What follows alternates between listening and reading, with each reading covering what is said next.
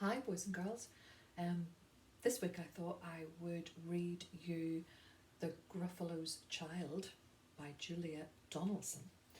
Some of us have been talking about rhyming words this week, and this is a fabulous rhyming story, so I thought you might enjoy it as well. It's a great favourite of mine, and it always was with my kids as well. I'm sure you guys are all really familiar with it too, but it is always good to revisit familiar stories and favourite stories again and again and again, isn't it? I love this one. Here's the Gruffalo's child and the Gruffalo. And you can see it's very, very snowy outside. So I wonder what season of the year the story is set in. Okay. I can see another little character peeping from behind a tree. Can you see, boys and girls? Look. There's one of our little characters there, the little mouse, peering around a tree. And here is a picture of that big bad mouse here, which the Gruffalo, or maybe the Gruffalo's child, has drawn on a rock. I always love as well the fact that the Gruffalo's child has a little character from another Julia Donaldson book in his hand, a little character that's made of sticks. I wonder if you know what that little character is and what book that character comes from, boys and girls. Now, if we turn over to the back cover of our book and have a look at our blurb, okay, which tells us a little bit maybe about what our story is going to be about. The blurb says, "The Gruffalo said that no Gruffalo should ever set foot in the deep dark wood. But one wild and windy night, the Gruffalo's child ignores her father's warning and tiptoes out into the snow. After all, the big bad mouse doesn't really exist. Does he?" Let's enjoy our story together. The Gruffalo's child. Now let's make sure we can all see. Okay, now. The Gruffalo said that no Gruffalo should ever set foot in the deep dark wood. Why not?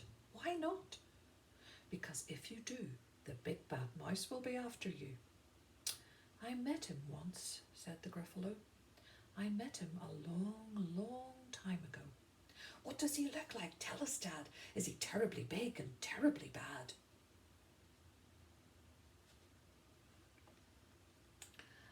I can't quite remember, the Gruffalo said. Then he thought for a minute and scratched his head. The big bad mouse is terribly strong, and his scaly tail is terribly long. His eyes are like pools of terrible fire, and his terrible whiskers are tougher than wire. Wow.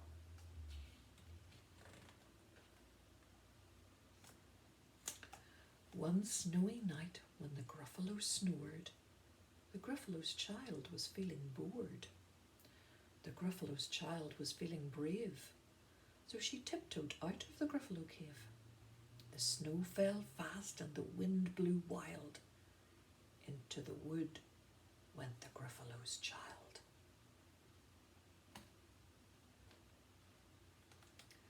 Aha! Oh, ho!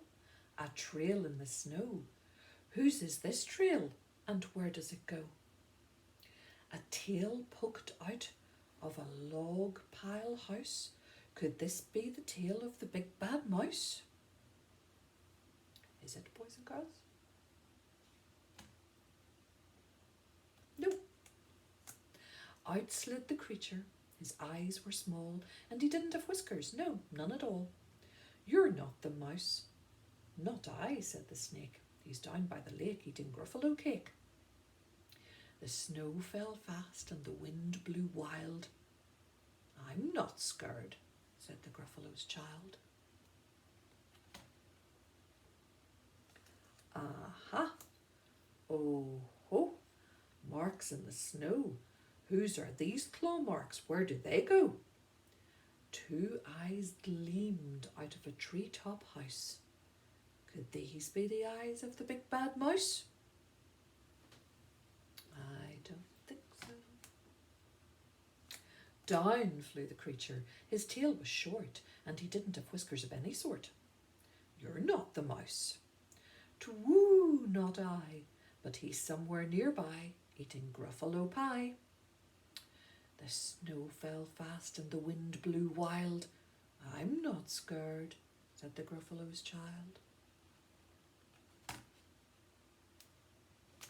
Aha! Oh ho! A track in the snow. Whose is this track and where does it go?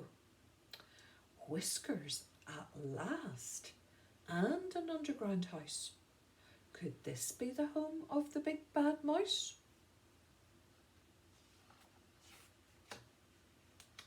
Out slunk the creature. His eyes weren't fiery, his tail wasn't scaly, his whiskers weren't wiry. You're not the mouse. Oh no, not me. He's under a tree, drinking Gruffalo tea. It's all a trick, said the Gruffalo's child, as she sat on a stump where the snow lay piled. I don't believe in the big bad mouse. But here comes a little one out of his house. Not big, not bad, but a mouse at least. You'll taste good as a midnight feast. I love the snowman. Wait, said the mouse. Before you eat, there's a friend of mine that you ought to meet. If you'll let me hop onto a hazel twig, I'll beckon my friend so bad and big. The Gruffalo's child unclenched her fist. The big bad mouse, so he does exist. The mouse hopped into the hazel tree. He beckoned, then said, just wait and see. Out came the moon. It was bright and round. A terrible shadow fell onto the ground. Who is this creature so big, bad and strong? His tail and his whiskers are terribly long. His ears are enormous, and over his shoulder he carries a nut as big as a boulder. Oh my goodness, the Gruffalo's child is a little bit scared now. The big bad mouse, yelled the Gruffalo's child. The mouse jumped down from the twig and smiled. Aha, oh ho, prints in the snow. Whose are these footprints? Where do they go? Do you know whose footprints they are, boys and girls? Yeah. The footprints led to the Gruffalo cave, where the Gruffalo's child was a bit less brave. The Gruffalo's child was a bit less bored. And the Gruffalo snored and snored and snored. What a fabulous story, boys and girls. I love Julia Donaldson books. They're so, so cool. I hope you enjoyed that one today. You can have a little think maybe. The Gruffalo's child went out exploring because she was bored. What do you do when you're bored, boys and girls? See you soon. Bye.